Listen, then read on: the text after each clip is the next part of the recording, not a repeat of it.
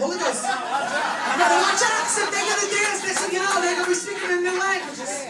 But here's what's going to happen, because when we begin to get together and their frequencies go forth, and we have the whole sound. See, it's not just an instrument here, it's the symphony.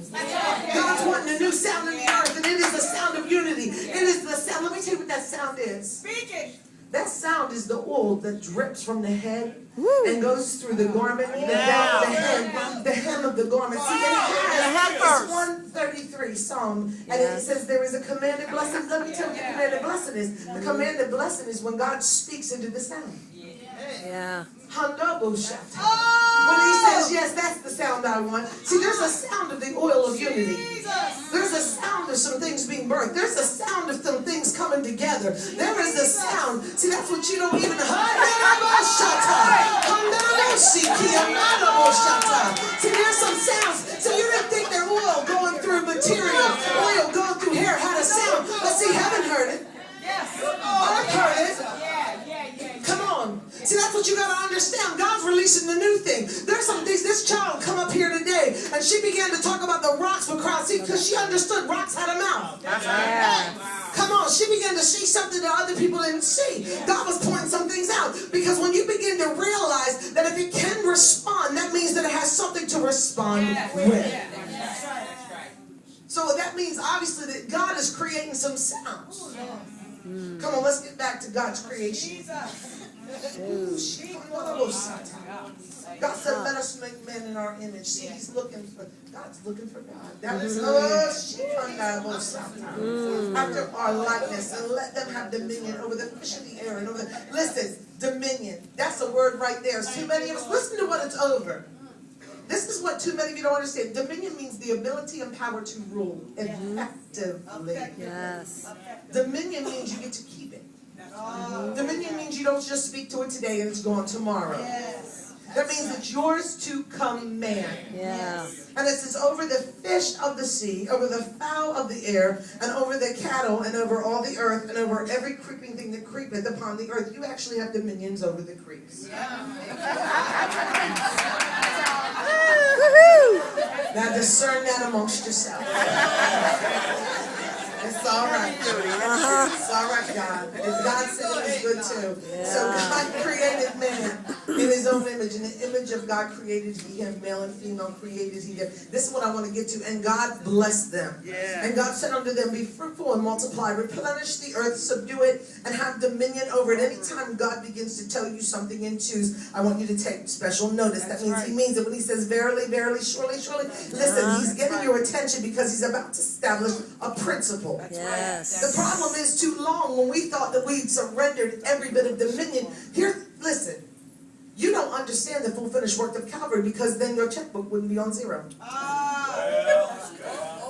Because it says if I have dominion, that means if I go fishing, I'm catching fish.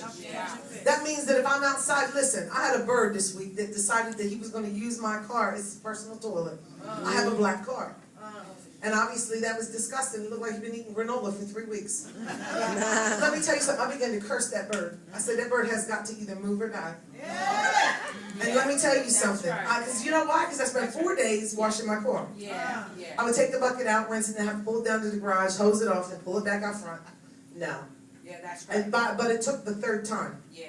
Before I said, now I have had enough of this, and I'm going to take dominion over everything that flies. And I just stood there and I spoke in dominion. And I know that sounds foolish, doesn't it? But let me tell you something. If the devil can send you a bird to distract you, then that's all he needs to send. That's the whole thing. Too many of us are running after things that don't even matter. But listen, if it's a distraction to you, you can guarantee that it's coming. Because here's what it did. It got my mind off the things that I should have been thinking of. It got my mouth off the things I should have been speaking. And it got my hands doing things I shouldn't have been doing. Let me tell you something. It don't take much to distract you. See, there was a day where Elisha come up against Jezebel. And after he won a great victory, let me tell you what it says. I love this part because let me tell you something. The devil shows himself every time and gives me my secret weapons. He gives me my strategic plans that I need to use to tear down that kingdom in that area. But what it says that when Elijah came, she says, listen, by the end of the day, I'm going to make you like one of them. Because he had already killed all of her prophets. He said, now you're God's prophet, I'm going to kill you. And guess what the next words say? He saw her words. That's saying he heard them. He saw them. Because all of a sudden, she took something that was spoken and wrapped a vision on it. See, the problem is we don't speak enough with vision.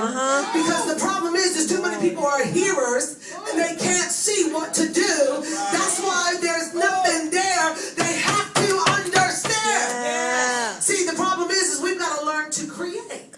See, because where I'm going is God, when he began to speak, he didn't speak to communicate. He didn't communicate with darkness. He just said, let there be light, because he's a creator. Okay, so when he spoke to create, not just to communicate. He said, listen, I will make me something I can communicate with.